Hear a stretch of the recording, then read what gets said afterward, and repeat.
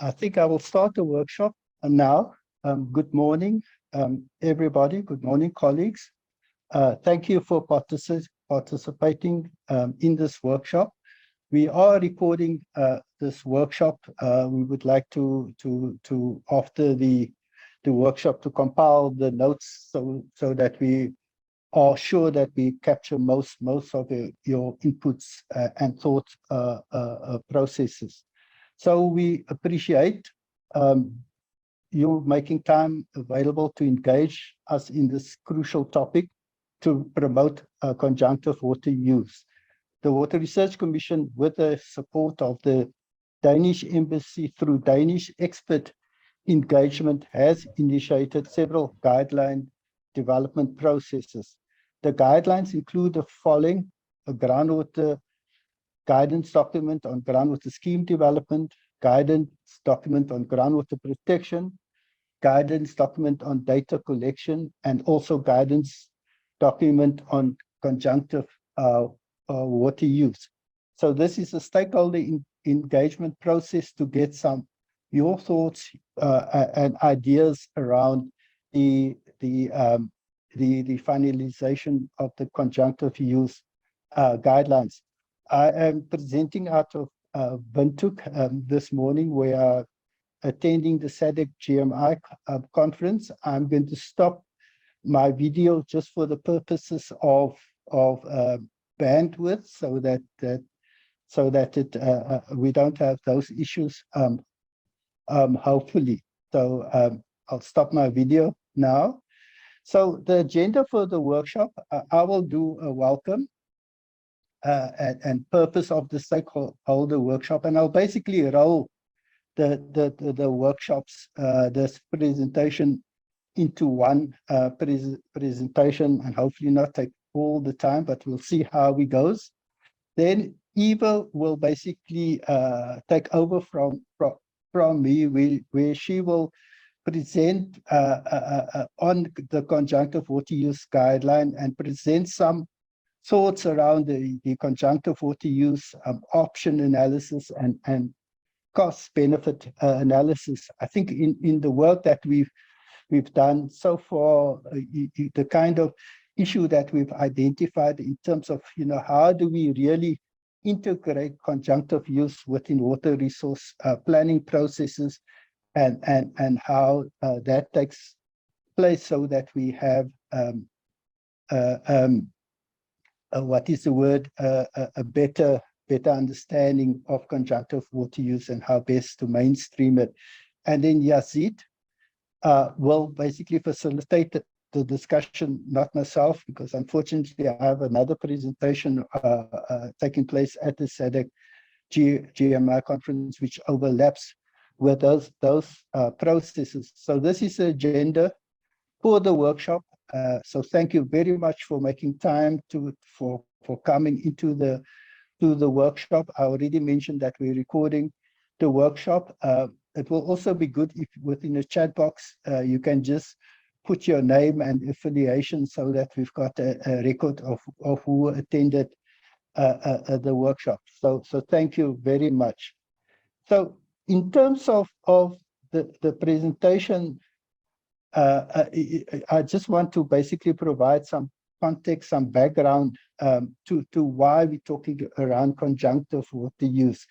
I think the debate is clearly now that human society has caused climate change.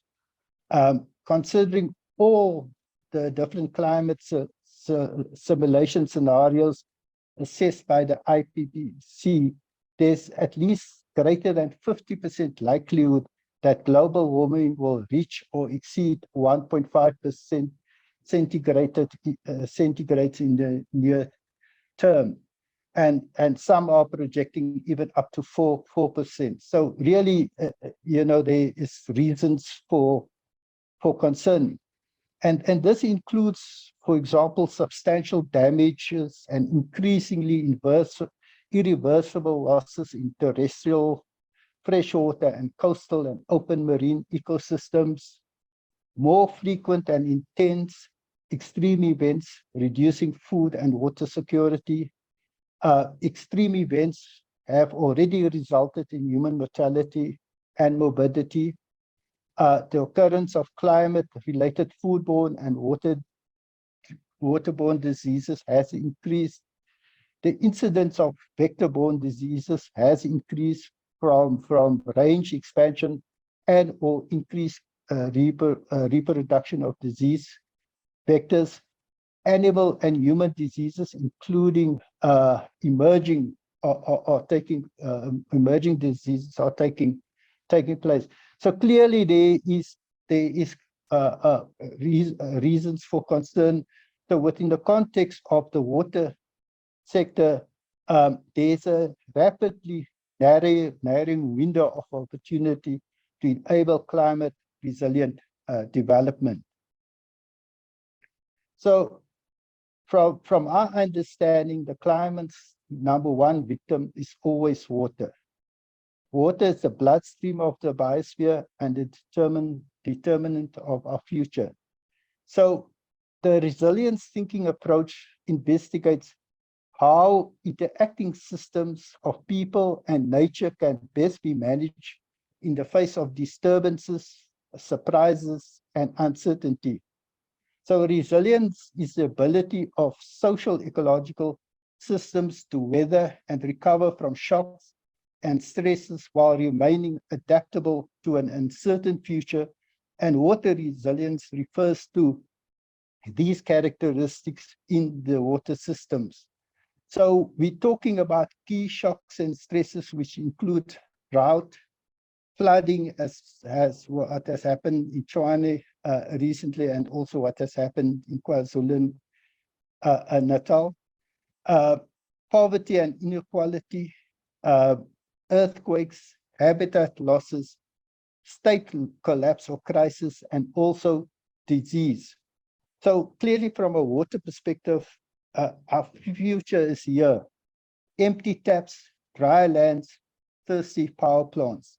So how do we basically build those type of thinking around addressing issues related to climate change?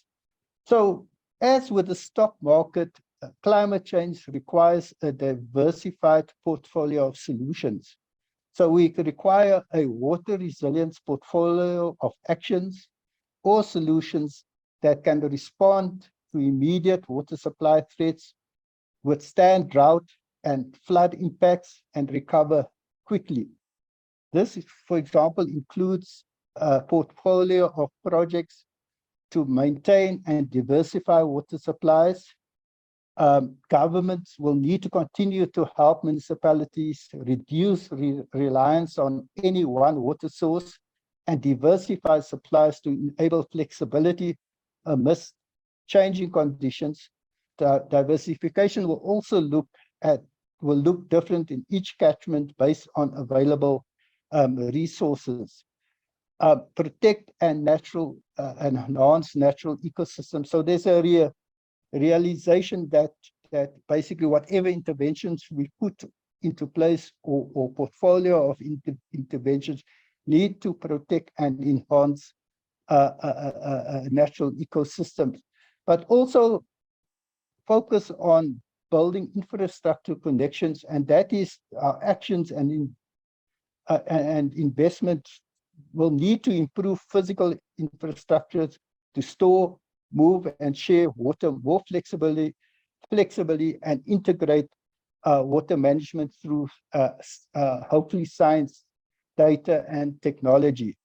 And obviously, we need to be prepared in terms of preparing ourselves for a water supply, a water future which maybe looks very different from what we experience now.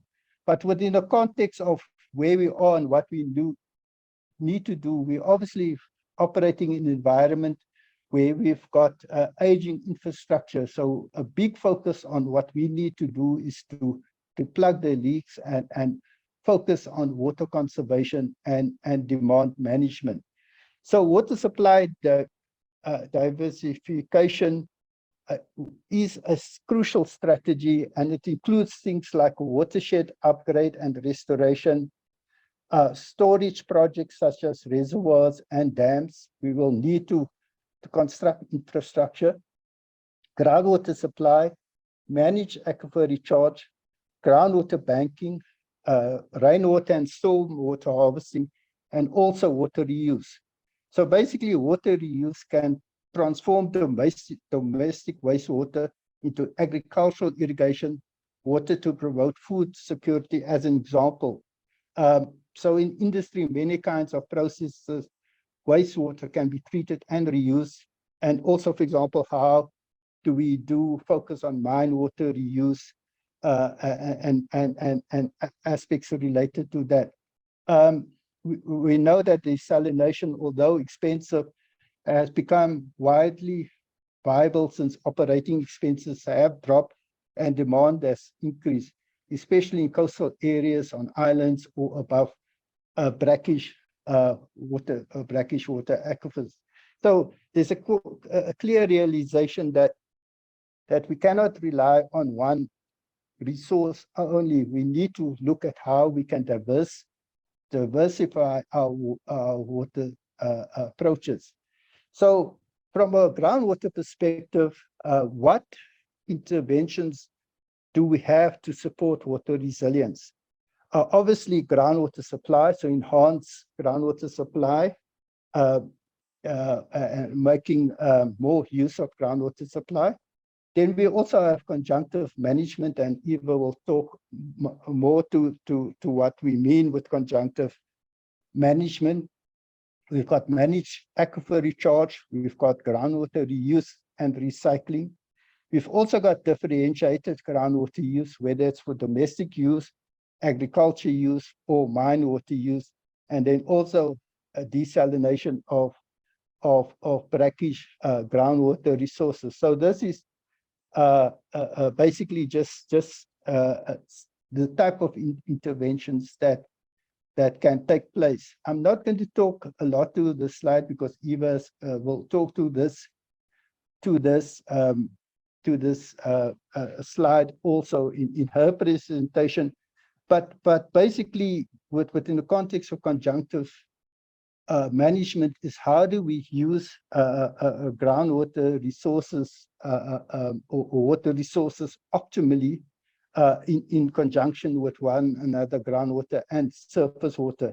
And there's different strategies that you can employ, as an example, drought cycling, seasonal cycling, initial intensive exploitation, continuous, and also mixed type of strategies that you can follow. But Eva will expand on this, so I will not take that further. But as an example of season cycling is already in 1995 at the groundwater conference, where basically it was said that groundwater should be integrated as part of the water supply mix for the city of Cape Town. And I think it was important to stress, even then it wasn't said, it's not either or, it's both. And that is a message that needs to come clearly within the context of where we're not activating a resource in opposition to another resource. It's basically how can we use resources conjunctively and to the benefit of our communities and also our environment. But as an example, during the drought period, our daily, or Cape Town's daily consumption average was 526 megaliters a day. At that point, they were thinking of introducing 100 megaliters a day from groundwater resources. But if you look at the Cape Flats Aquifer at that time, our knowledge may have been updated. Over 12-month cycle, we're probably looking at 50 megaliters a day that you potentially can be abstracted from the Cape Flats Aquifer. But if you adopt a peak water supply approach or a seasonal cycling approach, you can basically use the aquifer only over a 4-month cycle, and perhaps in that 4 months, you could then use groundwater resources at a higher extraction rate. And in this case, it would be better to use when does the city of Cape Town need more water, and that is basically around starting January, February, March into April. And then basically during winter, you would then allow the aquifer to rest. And this is example of a seasonal cycling approach that could potentially be used. And then obviously the whole issue of managed aquifer recharge basically becomes an important aspect within the context of how you would integrate groundwater use within such an environment. But we're not speaking about managed aquifer recharge per se, but focus is on conjunctive use. So what are the benefits of conjunctive management? More water resources are available for use, which basically means it lowers the risk of water shortages. You're using water resources sustainability. There's a number of environmental benefits from conjunctive use, which basically means flood control and so forth. There's obvious economic and social benefits. But from a planning perspective, because you're looking at the resource in its the water resource in its totality, you kind of eliminating or reducing planning flaws and errors related to double counting. And I think what conjunctive water management also does, it provides synergy with higher level global policy priorities related to water. So just some background context from a municipality perspective. So municipalities have developed many water supply schemes as using groundwater as a resource. Just by way of an example, last week I was 3 weeks in Mozambique, and basically you will clearly see where municipality fails in terms of providing potable water resources. Groundwater is basically the resource that communities and municipalities revert to providing people with a resource for their use. And it's striking in many cases where municipalities fails, people revert to self-supply and they revert to groundwater as a resource. And you could even see elements of that within the context of Cape Town during the drought, where people were then basically trying to develop their own self-supply schemes. So certainly what we've found is groundwater schemes fail due to a lack of knowledge and mismanagement. And as a result, the municipalities consider groundwater resources not sustainability. And what we found is that limited access to groundwater resources in many parts of South Africa is due more to the infrastructure functionality than the physical availability of groundwater resources. So the reason why people can't use groundwater resources in many cases is not because of the resource, but because of infrastructure failing within the context, and then making accessibility to the resource difficult. So there are a number of types of groundwater schemes. We've basically got standalone schemes which it can be a spring borehole or well equipped with a pump. And typically many standalone schemes only have one water source without a backup in the case of failure. You also got group schemes where we have more than one groundwater resource.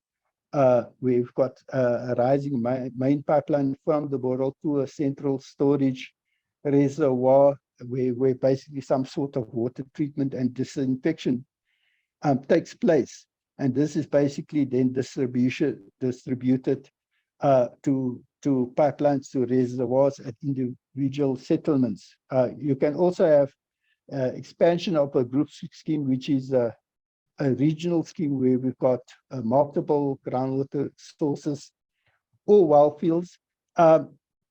But in many cases, we've got private supply or self-supply, which is basically, which can range from a borehole or a well with a hand pump in the yard to a sophisticated system integrated with a fully plumbed house or institution, including complex water treatment, storage, and booster pump stations. And this is, for example, what we did within the drought within Cape Town in terms of making hospitals water resilient and giving them an alternative water supply to their water supply.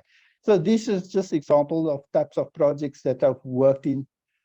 You know, A is a spring that supplies a community.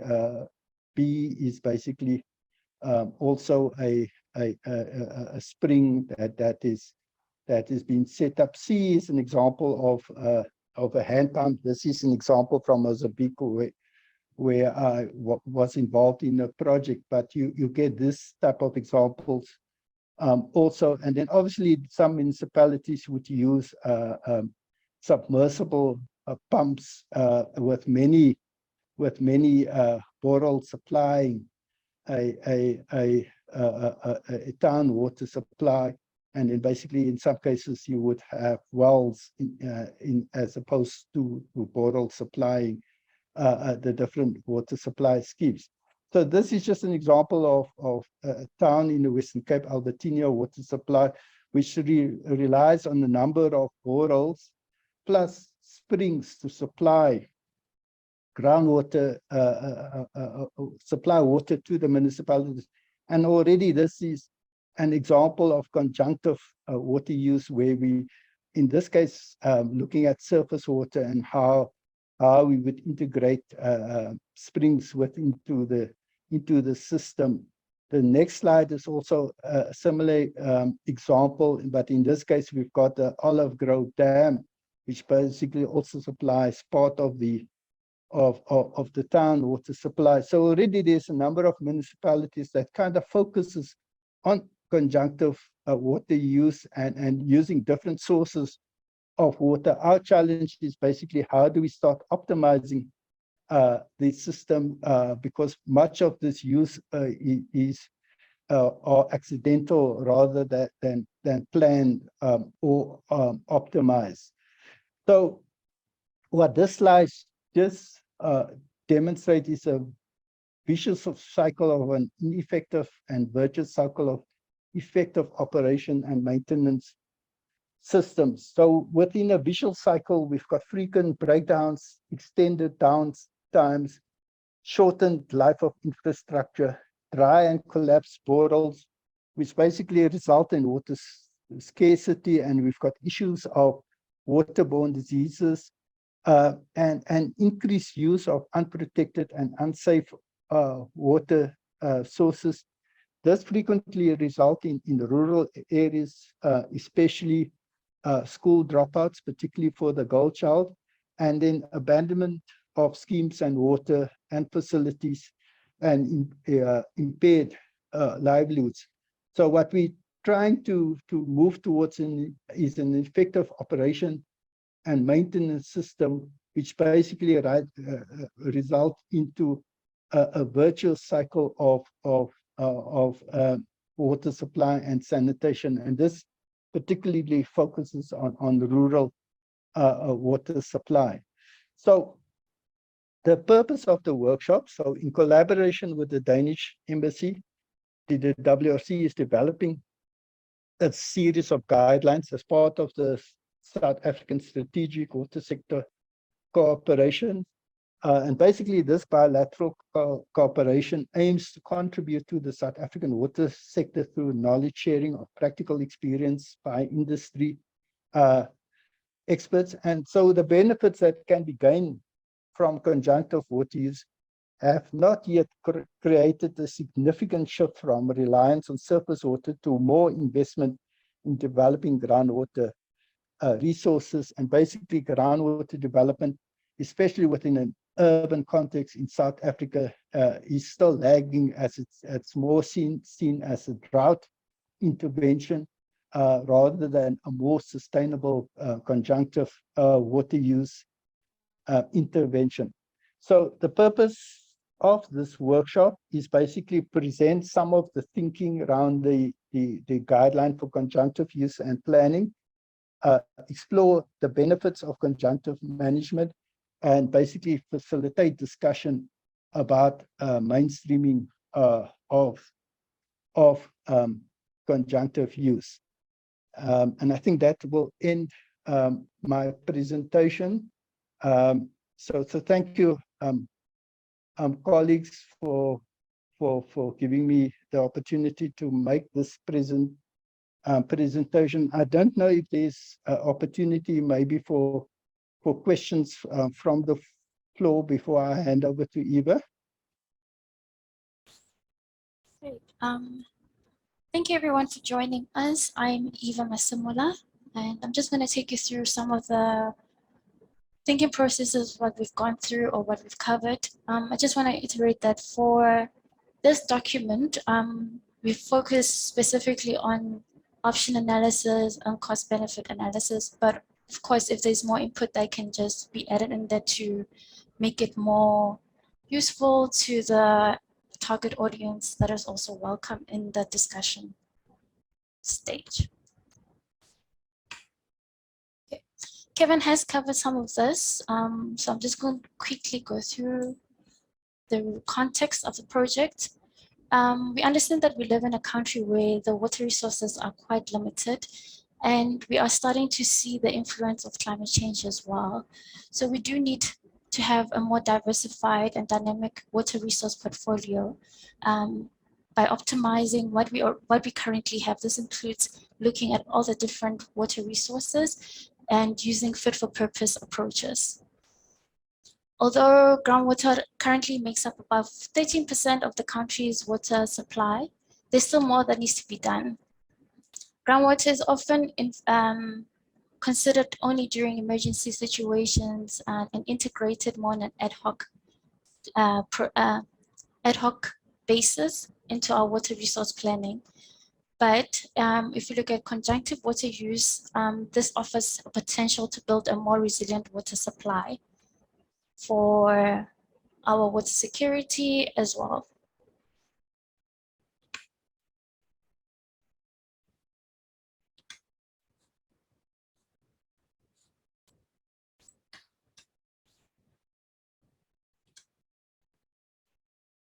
So what is conjunctive water use? It's basically a coordinated use of surface and groundwater to optimize our water supply in the long term. Essentially, this has to be planned. It is an intentional process, unlike what we currently see where we have an emergency situation and we look at groundwater resources and it's not necessarily integrated into the water supply system. It's used, conjunctive use is basically to reduce any strain on the water resources during demands, especially during demand seasons. In South Africa, we rely heavily on our surface water resources. Currently, we know that our surface water resources are over allocated and we're still operating in a deficit when it comes to meeting demand. If we look at our rainfall and what is available, we only have about 8.6% that is available for use. So whatever rainfall we get, only 8.6% is usable, i.e. can be accessed for us to use domestic or other uses. We also had dealing with climate change where we have increased temperatures, evapotranspiration, decreasing precipitation, and also we're starting to see prolonged droughts or the late start of the rainy season. So again, the issue is when groundwater is considered, is often incorporated independent of the existing systems. It's on an ad hoc basis, and we believe we can do a little bit better. Part of the reason why we should consider conjunctive water use, you can get greater supply security instead of having one water resource. You take your excess surface water and you use that for groundwater storage. The other reason to look at conjunctive water use is the net water yield can be larger than if you're dependent on one source, and it also reduces the risk associated with a single source use. So if you're only relying on surface water during drought season, you are left high and dry. The other reason, also Kevin touched on this, it minimizes your environmental impacts through mitigating. One of the things it mitigates is overexploitation of groundwater resources if you are implementing managed aquifer recharge. However, there are challenges to implementing conjunctive water use. They are currently,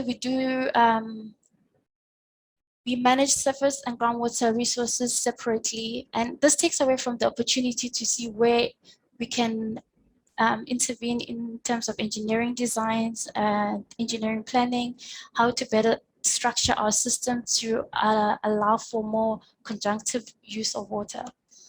The other issues we're dealing with is that there's a bias to operationally simple setups, which are traditionally focused on surface water sources and treatment works.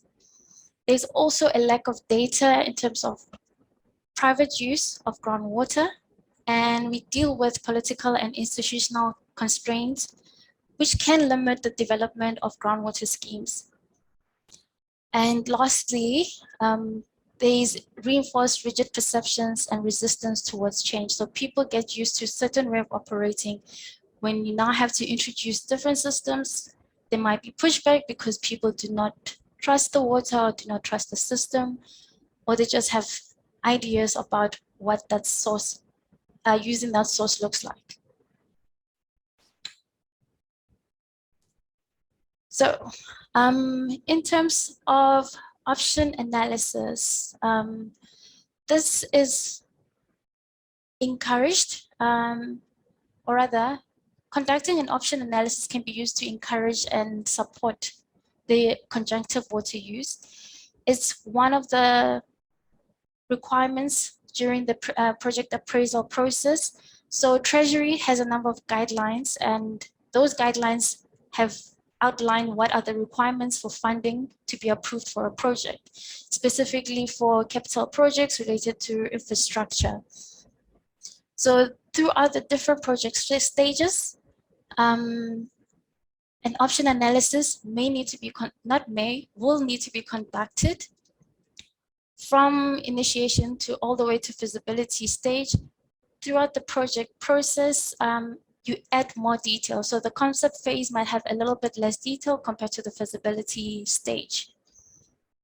So an option analysis essentially is a nonlinear process that is used to confirm whether a detailed investigation is needed to support the business, the project business case. Through the process, you need to document your criteria used to create your short list of projects from the long list. In your long list, you need to consider all the options regardless of feasibility. So one of the challenges is always groundwater is not feasible because of the capital expenditure needed upfront. But through an option analysis, those before a project can be removed, it needs to be added on the long list and go through the analysis before it can be checked out. For a water resource project, you would have to look at a number of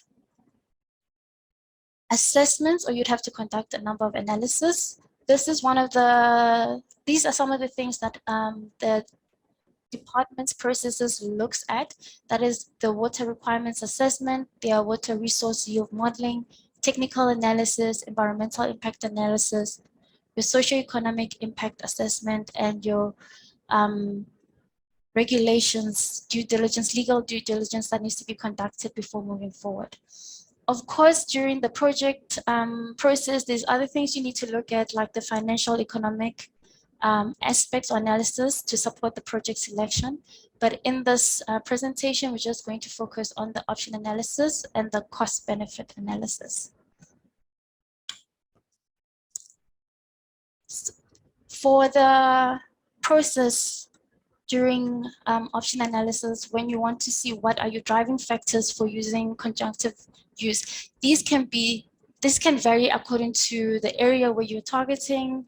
They can vary according to the population, basically according to whatever objectives set out in the area. Some of these can be you want to implement conjunctive water use because you want to increase the total supply of water throughout the year, not just for an emergency situation. You want to formalize conjunctive water use. So there is spontaneous conjunctive use in the area where you're seeing more people, more private use of groundwater, and you would like to formalize the process so that we can actually understand how much water is being used in the area. Another reason can be to reduce evaporation losses from surface water dams, especially for a country like South Africa, where we do get a lot of evaporation. Another reason could be you want to manage your water quality. So there's an opportunity to blend multiple sources of different qualities to meet different water users' requirements. So not everyone is looking for your pristine potable water. So there might be an opportunity to blend water of different water quality, and also it could be to prevent groundwater overexploitation through managed aquifer recharge. So in terms of water resource requirements, this is one of the first steps that needs to be taken when doing your project appraisal. Is the overarching objectives should be to provide a sustainable and resilient water supply. So it's a long-term objective of making sure that water supply can be sustained regardless of climatic conditions.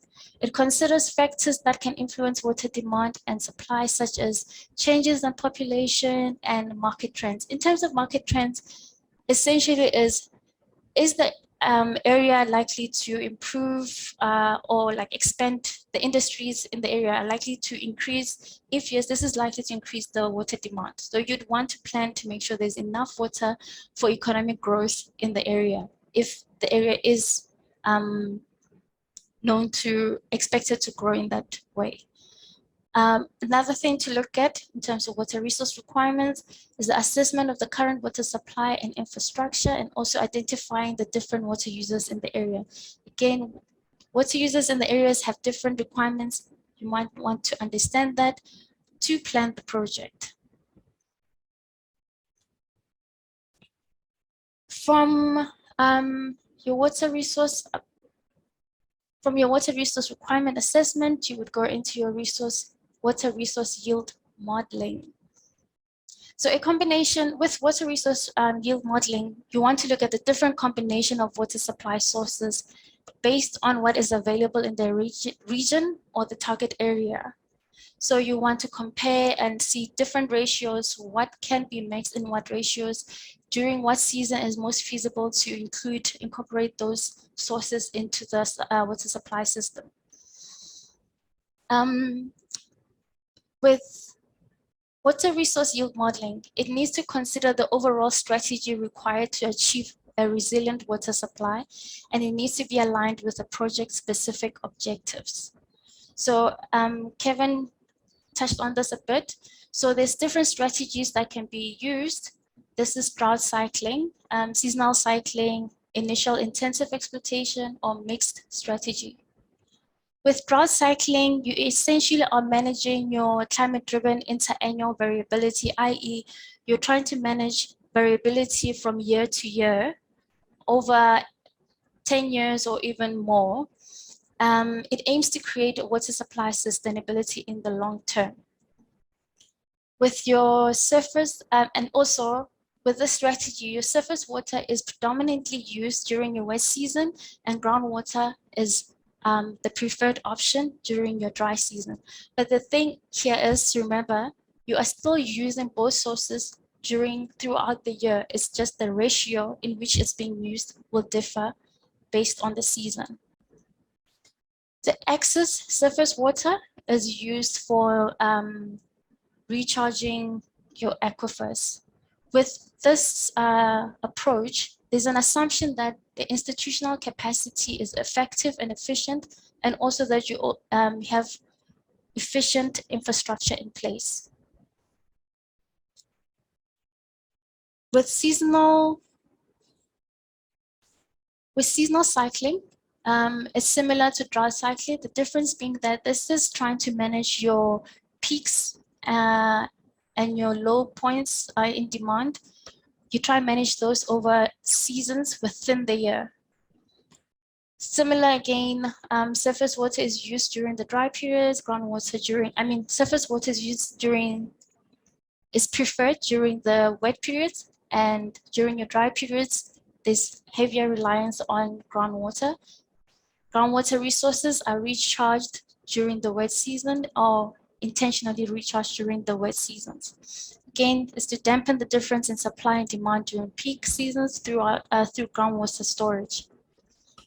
This one might be a little bit controversial, I think. If you're going for initial intensive exploitation, you're essentially focusing on one resource and using it intensively as a trade-off for economic growth. It's intended to support a phased approach to large-scale infrastructure. Is best suited for financial and for areas that have financial and institutional limitations. However, it's not a long-term strategy. It's more to get the economic wheels turning before fully implementing conjunctive use. What I consider the best strategy is using a combination of all three, where you plan for annual variations, interannual variations, and in areas where you need to use a phased approach, that's what is implemented.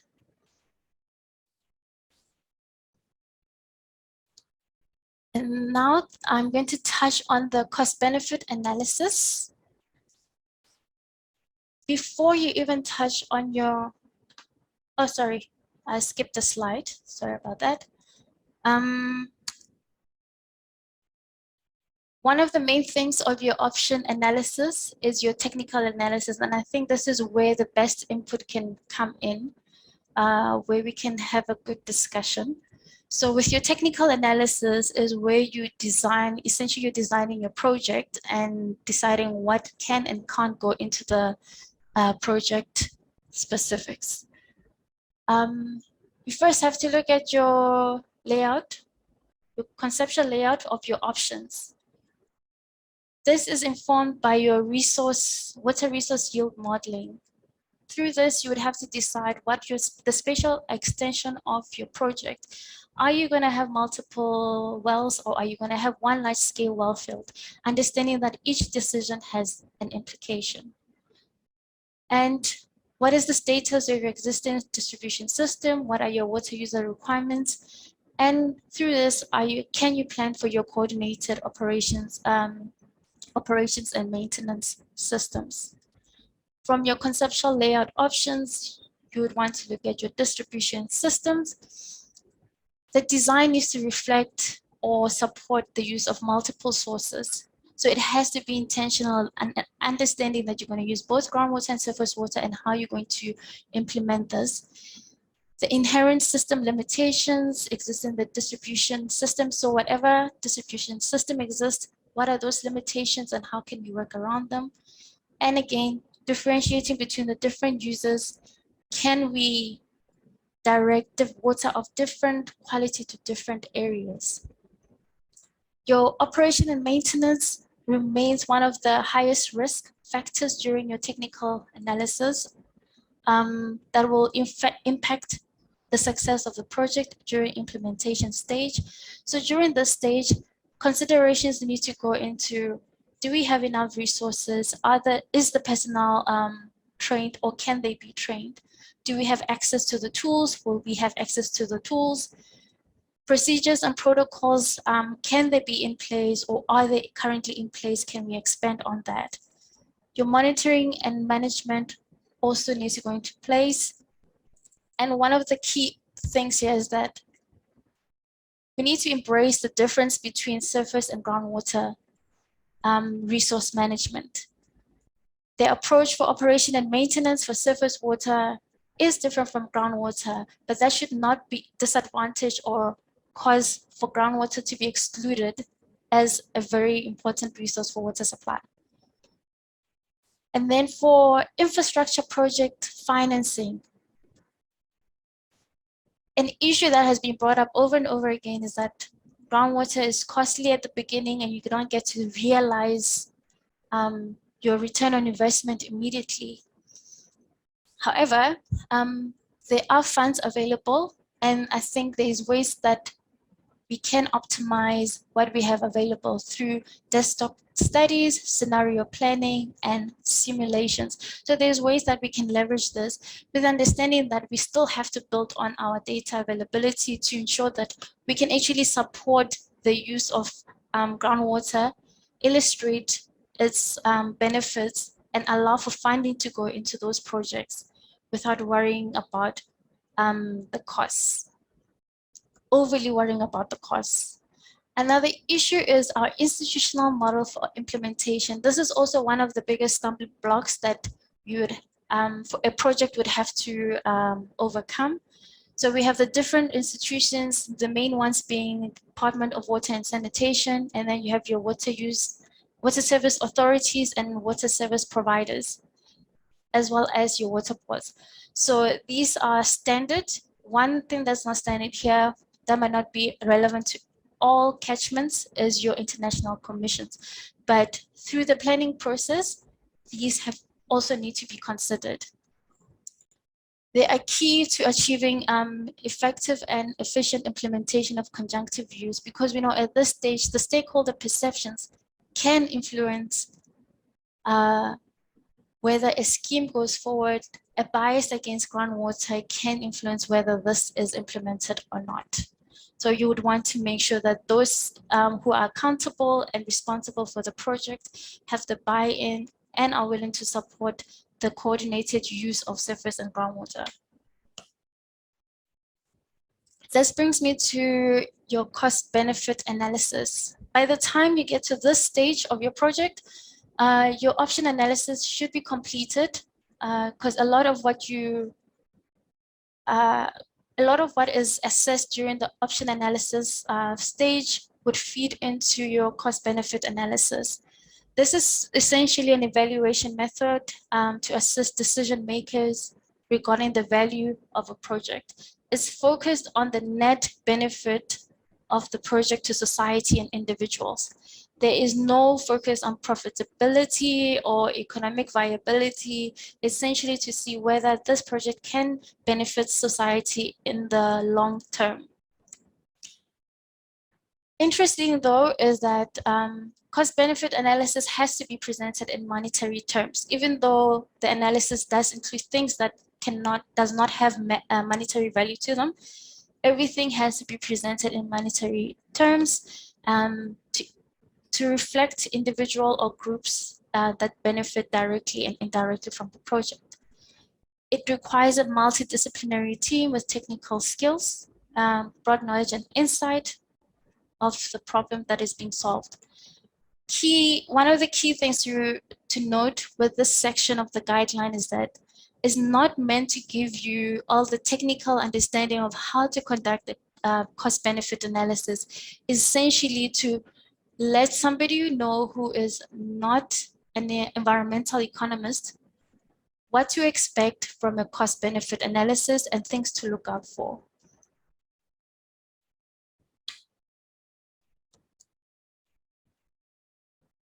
Okay, so there are steps when conducting a cost-benefit analysis. So I'm just going to go through some of the steps quickly. Again, it's literally to just give an overview of what to expect from a cost-benefit analysis.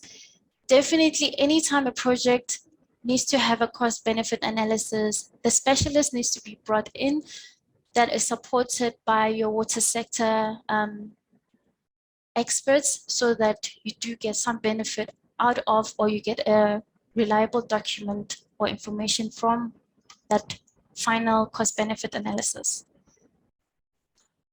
Similar to an option analysis, it's not a straightforward project. It's not a straightforward process, I mean. So you can start with defining your scope and end up having to come back again after going through the rest of the steps. First, you define your objectives and scope. This is by defining the context within which the project is being assessed, and you need to work with specific objectives and indicate the motivation for implementing the project. What I'm going to emphasize here that is your objectives need to be really specific. It cannot just be to increase the water supply in the area. So it has to be very specific. You need to define the base case and alternate options. Your base case is essentially the assessment outcomes. If things remain the same, if you had planned on doing demand management needs to be reflected in the base case. And then you have your alternate options. This is your proposed project. Second, thirdly, you need to identify the costs and benefits. Here, it means all the benefits of the alternate options need to exceed the base case if the alternative needs to exceed the base case if the alternative is what we want to implement. So the benefits can also be across different boundaries, i.e. it doesn't have to be just in the target areas, it can be across municipalities, across provincial boundaries as well. Some of the benefits and costs can be hidden. So I think this is where the advantage of having a multidisciplinary team comes in. When you do one of these analyses, then you can see, oh, okay, this are other benefits that we might have not thought of. And then you need to quantify the impacts. The impacts, these essentially are your impacts from your costs and your benefits. Also, they need to be presented in your monetary value without factoring in inflation. Even though a cost-benefit analysis is done to see how what the impacts look like in the future, over 10 or 20 or even 30 years into the future, you cannot factor in your inflation, or you cannot do any price escalation. So it's an indication of a present value with future costs and benefits being discounted. In order to quantify your impacts, you can either do opportunity cost, use the opportunity cost principle, or willingness to pay. With opportunity cost, we assume that the benefits can be estimated based on the costs avoided by not engaging in alternatives. So if a resource has been if the resource has already been used in the project or has been identified for use in the alternative project, it means it's not available anymore. So you cannot use it again or account for it in a different project again. Willingness to pay basically says individuals and businesses' willingness to pay for a service is an indication of the value of that service or product. It understands that different stakeholders will have different economic value of water. There's also the issue of non-market goods. This is where you have your environmental benefits. So for this, the approach that would be used is willingness to pay principle as well.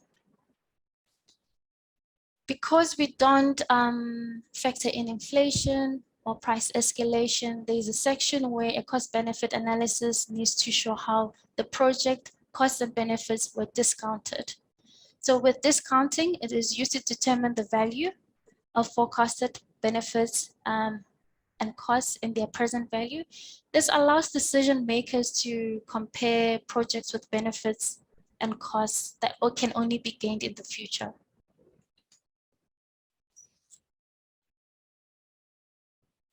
Because we understand there's inherent uncertainty when you start doing forecasting and you're planning into the future, you need to do a sensitivity analysis. A sensitivity analysis, you're basically looking at what your key assumptions were and your key risks and inputs are, and then you test those key assumptions. These are the variables that can have that can impact the project viability, such as the project population growth, availability of resources, etc. So you want to make sure that if you get it wrong, what is the impact on the project, or have an idea of what the impact on the project is, which will then take you into your risk assessment or deciding what is the acceptable risk for the project based on your sensitivity analysis. You're doing this understanding that there will always be uncertainty in the risks, in the results that you're dealing with. So you can conduct a risk assessment, and part of this is looking at your institutional environment within which the project is being implemented. And you need to contextualize that to identify all the risks. So understanding the attitudes and perceptions of your stakeholders towards the project is important, because that's where the project might also fail if people are not willing to receive it. The type of risk assessment used should also reflect the complexity of the project. So trying to combine systems that are usually separated will have will introduce some level of complexity. So we also need to understand that and see how it can impact on the project. And I think that's it from me. Good morning to you all. Thanks. I managed to get Kevin's presentation, and I think he touched on quite a number of issues, which I think are quite key for this particular project as well, and especially this webinar in terms of how do we integrate rather the conjunctive use of groundwater in terms of the integrated water management scheme, and also how we can better streamline this as well. I think in the bigger context of climate resilience development, these issues that I think Eva touched on as well, the aging infrastructure, so operation and maintenance, and what are some of the water supply interventions that was brought up. But I think ultimately it comes down to how do we really use groundwater optimally. I think that's the first thing, in conjunction to these other sources of water. So we're not saying this is the only source, we're saying it's there, but how do we strategically position ourselves that we use it optimally within the bigger context of things. And obviously Eva then went through the whole guideline, but just to bear in mind that this is one in a series of guidelines that we've embarked upon with the Danish counterparts, as well as the WRC, in collaboration with some consultants. I know Voto is here as well. I can see a few names, and they were responsible for developing the other 3 guidance documents. So we're really trying to make a case of how we can, really deal with the issue of groundwater, or sustainable groundwater development, rather at the very, very localized level. I think that's very important. And then also DWS is here as well. It is how can we, I know there was discussions around this, is how can we sort of, put this not only as guidelines, but also as policy at a much higher level. So I think those are some of the dynamics that we want to discuss, and hopefully come to some sort of consensus in terms of the optional analysis component that Eva's presented, of how we can and make a better, or state a better claim for creating a bit more visibility around groundwater at that very localized level, bearing in mind that there are some challenges that we need to contend with. So thank you. I'm now going to open up. Please feel free just to share your thoughts, if there's points of clarity you'd like, but more so your inputs are valuable. I'm just checking the chat box. Anyone wants to go, please, now's the chance. We still have a good 30 or odd minutes, so thank you.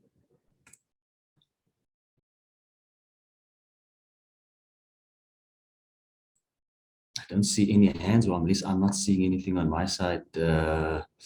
Yolanda, okay, I got one from, yeah, that's it. Danita, please, over to you.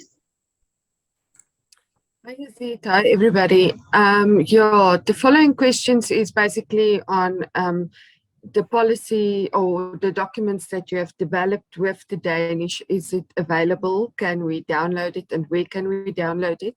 And also, is there anything available in terms of guidelines or anything for reuse water?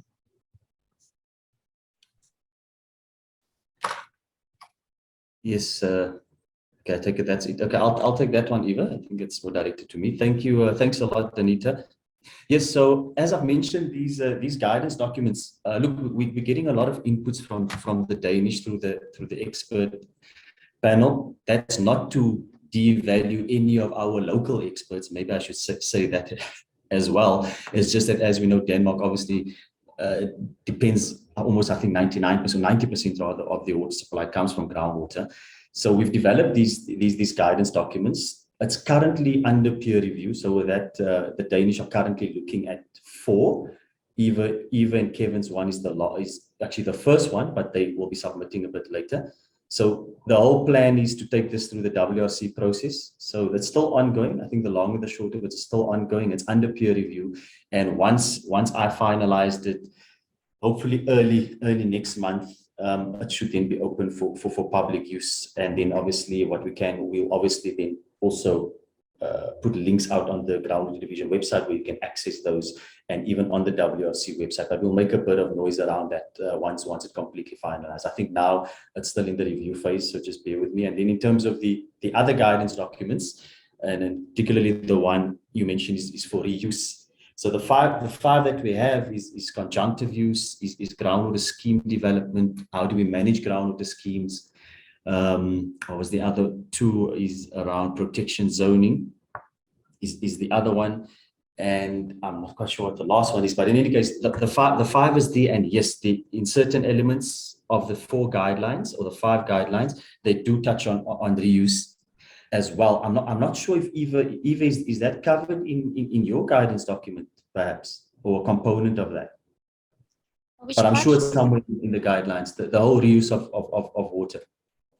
No, we just mentioned it in passing. So the focus has literally been on how do we incorporate surface and groundwater into our water supply at the same time.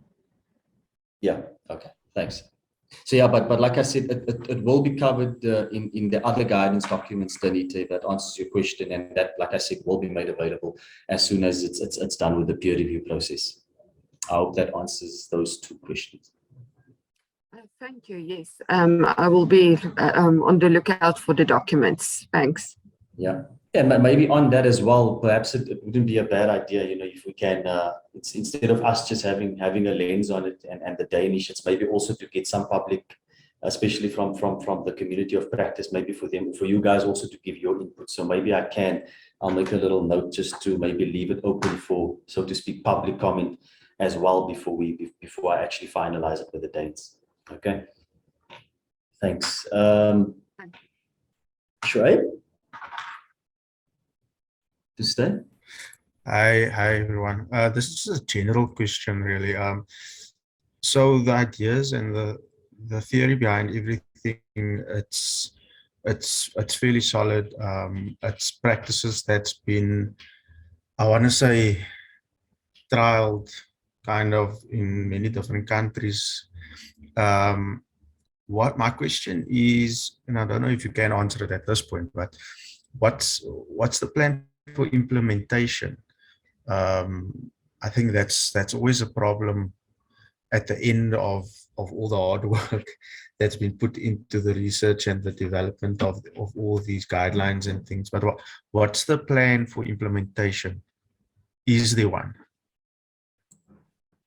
Yep, it's a very, very good question. Eva, do you want to take a jab at that? And then I've got another question, but let's first deal with Shoaib's. In terms of implementation, I think the guideline essentially is to encourage implementation, to say there is option of groundwater use. You don't have to wait until it's an emergency situation to implement it. So our target audience being your municipalities and the department where water resource planning happens, the decisions are made at that level where are we going to go with catchment transfers, or are we going to look at groundwater resources? So essentially implementation still sits with those entities, your water service authorities and your department, but the guideline essentially is to help them make sure that in their processes that they actually do consider groundwater as part of the process rather than something on the side that they kind of just check in on to say, hey guys, in the groundwater directorate, do you guys have any ideas? Do you have anywhere we can tap in? So it becomes part of the process. I think currently, after seeing the diagram of the process that is followed, you can see it's focused on surface water. So something like this guideline then encourages whoever is going through the process to actually consider, can I try something different instead of what we usually do? Yazid, I don't know from a WRC perspective, if there's other strategies to encourage adopting some of the ideas in the research and the guidelines that will be submitted. Yeah, no, certainly. Thanks, Eva, and thanks, Shoaib, as well. Yeah, no, definitely. I think that's the long aim. We're developing again the Rolls Royce, and people might say, it's another guideline, it's another protocol, but how do we actually get this thing to implementation? And I think that's exactly the reason why we started with this, and I've mentioned it earlier as well, is the regulatory aspects.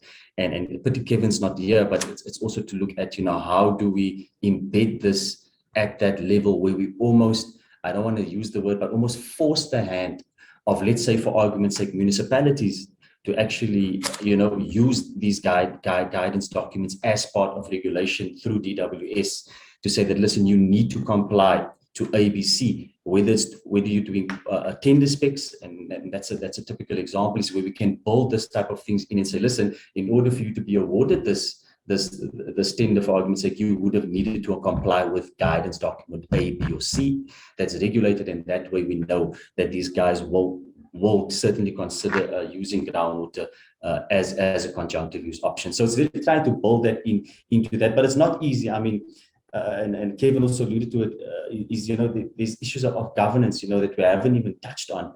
But I mean, it came out in some of the other discussions that we had around the other guidance documents, is how do we address some of these systemic institutional arrangements, that can help facilitate and bring about this change of where we can say, listen, groundwater should and absolutely must form part of your plans at the municipal level if you want to really make a difference. So yeah, no, the plans are there, but how that unfolds, I think only time will tell. But we are working very closely with the department and other role players as well. So COGT, Salga, in terms of how we can take this forward. Yeah. So I've got another hand up. In the other hand, is that Lesiba? Over to you. Good morning, colleagues. My name is Lucio from DWS. Thanks very much for the presentation. Much appreciated. It's very informative. My question, I'm not sure whether I've missed it somewhere there.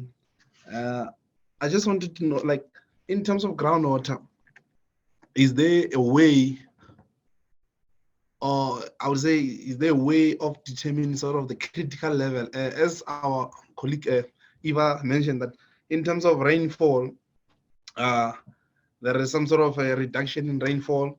That means as a result, our recharge will be sort of low or something like that. And in terms of quantification, in terms of knowing the aquifer performance, we don't normally do those stuff. We normally do that during the drilling. We don't do that from time to time. So my question is that how do we determine that critical level? Because that critical level where you say, no, here we stop. Because should we go beyond this, then we'll begin to see some sort of a formation of the sinkholes, in some cases where trees dies and all of that. So is there some sort of a way of determining that particular critical sort of level? Thank you. Thanks, Lesiba. I didn't get the full part. You were breaking up on my side a bit. I just heard the critical level and then recharge. I don't know, Eva, did you get the full question? I certainly didn't. I think I did. Okay. I would like to also encourage, I know there's a couple of hydrogeologists on the call as well, so you can also just jump in and help with the answering of the question. But essentially, Lesiba, by the time you start abstracting from your borehole for water supply, a pumping test should have been done. Through your pumping test, you get to understand what is your sustainable yield. So essentially, how much can you pump from the borehole without drying out the borehole? So that's where you would figure out what your critical levels are. But also during your abstraction or as you're using your production hole, you should have monitoring boreholes. Those monitoring boreholes also give you an idea of how your aquifer is handling the stress from the abstraction, and then you can also act from that. So the gist of it is conduct the pumping test. From the pumping test, you will know what the pumping rate that the aquifer can handle, and you manage your abstraction rates to maintain that. But at the same time, have monitoring boreholes. The monitoring boreholes will let you know whether you are over pumping or you are still within your limits. And I think just to add on to your question, this is the idea with conjunctive use. If you can implement managed aquifer recharge, you can also protect yourself against over abstraction, because you're going through a cycle of re-abstracting, but we also have a season where we inject water into the aquifer as well. Good. Does it cover you, Lesiba? No, thank you. Yes, thank you. Thanks for the answer. Thanks, much appreciated. Thank you. I have another hand. Quasi, GWS. Thank you, Yazid, and thank you, Eva.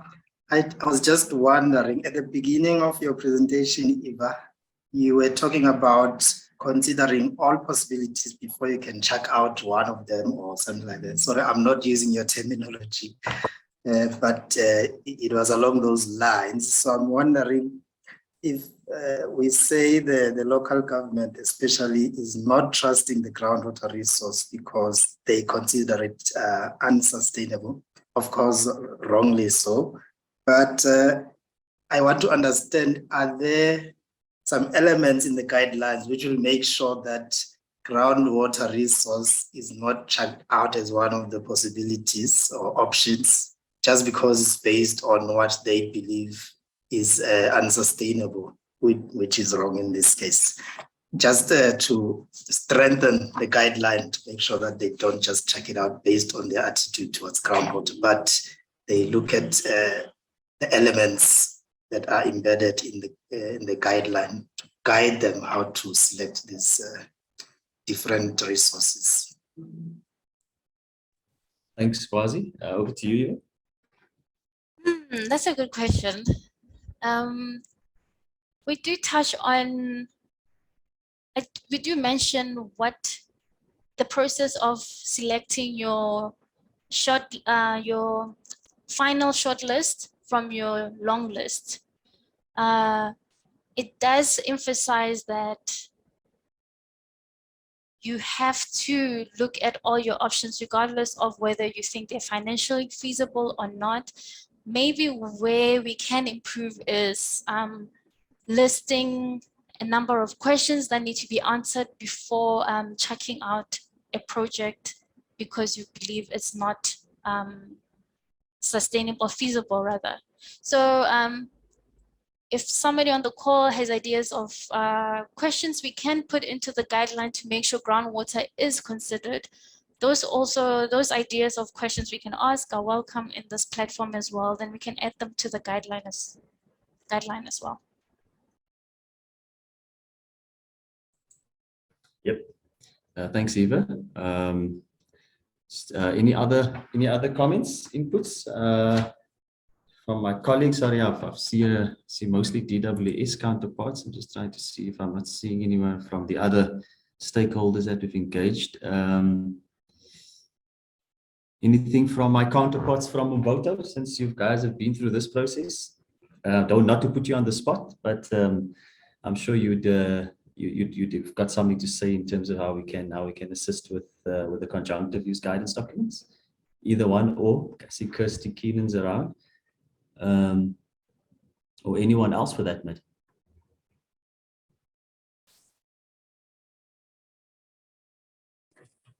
Hi, Izzy. Can you hear me? Hi, Kirsty. Yes, I can. You say that I think it's well thought out. I think Yeah. getting implementation is Mhm. one thing to have the guidance document, but to use it in the right ways. Yeah. That's I think yeah, very you, nice yeah. presentation from Eva as well. Yeah, absolutely. And I think that came through quite strongly in your guidance document as well. And it's the whole issue of implementation, you know, and I mean, that's, as I mentioned, that's the crux of it, right? It's how do we get uptake and how do we get implementation? But I mean, we shouldn't also just, I think, speak to the converted. And that's why we need to get everyone involved. So it's Salga, Copter. I'm sure I saw someone from MISA as well. Because it's so important, you know, that we get all the stakeholders involved so that we get an understanding of what are some of the other, so to say, bottlenecks that's preventing us from getting this right. Why are we still so fixated with the surface water planning paradigm when we have a resource on our doorstep that's been thoroughly researched? I mean, even just at the WRC for almost 50 years. So it just baffles me sometimes. But I think it also talks to some other issues. You know, we are also very comfortable with allowing other people to play in a space where I don't really think that they are needed or even necessary. I know we've done the study with IGS where we looked at, you know, what are some of the skills lacking at the municipal level and how many of those municipalities actually use groundwater. And you find that 80% of them use groundwater or use it in some instances almost completely. But on the other spectrum, they've got no qualified personnel to operate their well fields. And it comes back to that sense of, that's why groundwater is unreliable. It's not unreliable. And it's not a case of us not having the capacities. We have the capacity, but we don't have it where we need it. And where we don't have it, we seem to have it in abundance. So I think it's some of those issues that's really hindering the case we want to build in really getting groundwater to the level I think that it should be. But certainly all roads point to implementation, but we need to address some of these systemic issues first before we actually can even think of getting over that hurdle. And perhaps this is a way to do it. I always say, you know, we need to look at the regulatory aspects, the governance and the institutional arrangement. It's a soft aspect, but it's key for us to have proper uptake. And I don't want to call out any names, but again, we also, I think, need to take stock of ourselves as a community of practice in that, you know, when we're in droughts, we disguise this thing almost as emergency interventions, you know, and you have all sorts of gift of the givers drilling boreholes left, right, and center. But if you're looking for the data and you really go down to scrutinizing exactly what it is that they did, then nothing's wanted. So it's these little things, but it has a huge impact, you know, especially once it gets out to the media and how it gets interpreted on that side has a huge impact on us trying to do things right. But we don't seem to move things forward on that front. Sorry, not to go off at a tangent, but but yes. Yeah. At least it's a step in the right direction with these guidance documents, and hopefully we can implement it going forward. Yeah, no, absolutely, Kirsty. I think that's and I mean your case as well, and I mean the whole voter as well was around that as well. You know, it's just how can we strengthen this, and how can we actually make this feasible moving forward. But not to detract from the conjunctive use. I mean, this is probably as important as everything else. Are there any other inputs, colleagues? Don't see anything in the chat. Are you all happy with the approach that Eva's taking, and that certainly the WRC will take moving forward?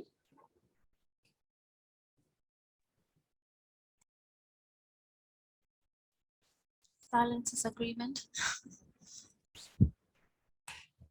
Yes, they're making my job a lot easier. I have to dash off. I sit by 11, and thought we might go over that. So things are looking up. So colleagues, one more round. If there's anything else, now's probably the chance. But at least you got to hear from Eva and Kevin in terms of what their guidance document has to offer. I do urge you all, or I'm going to make a point of this, that when the others are completed, which they are already done, it's just under review, that we'll maybe have another quick, not trying to say workshop, but maybe just make the documents available to everyone to have a look at. So a little public comment period, but we'll display that through the division, maybe for a week or so, and then we'll then finalize things, and hopefully with the revision of the whole drops, the blue drop, no drop, green drop, that we can also focus these guidance documents in there somehow as part of regulation for ultimate implementation. So that's really all I have to say. And if there's nothing else, a big thank you to you all for joining this webinar. We appreciate your inputs. We certainly do. And that's it from my side. I'm not sure if you want to end off, Eva, if you have something to say before I. Yes, I just want to say, in case people were too shy to comment during the meeting now, they're more than welcome to send me the ideas. I can put my email address in the chat. Sure. And you can just send me your ideas, and I can see if I can add them to the document. Yeah. Yeah. Maybe, yeah. Cool. And maybe also just add Kevin's email address as well, so they might have some things that they want to bring to his attention as well. But yeah, thank you so much, colleagues. Okay, it will be a challenge. I guess should be okay. Thanks, Shoaib. Thanks for that. Yes, it is a challenge. It's always going to be a challenge, but I think if we, a start is a start nonetheless. And I always say, if we speak to the right people and we have the right people around the table, that we can definitely make a huge difference. And I also forgot to say that, look, DWS is also playing a big part in this. Okay, so it's not just the WRC. There's a lot of good things coming out from the department side as well. If you look at some of the work that the DG is embarking on, so the water services improvement program, I think it's all around, again, building a case of how we can regulate things a little bit better. So no, certainly we appreciate your comments and your inputs, colleagues. And I'm going to close on that note. Thank you very, very much. Thank you, Eva. And thank you to you all. And until the next time, take care. Thank you, everyone. Bye. Bye. Thank you, Yazid. Thank you, Eva. Thank you.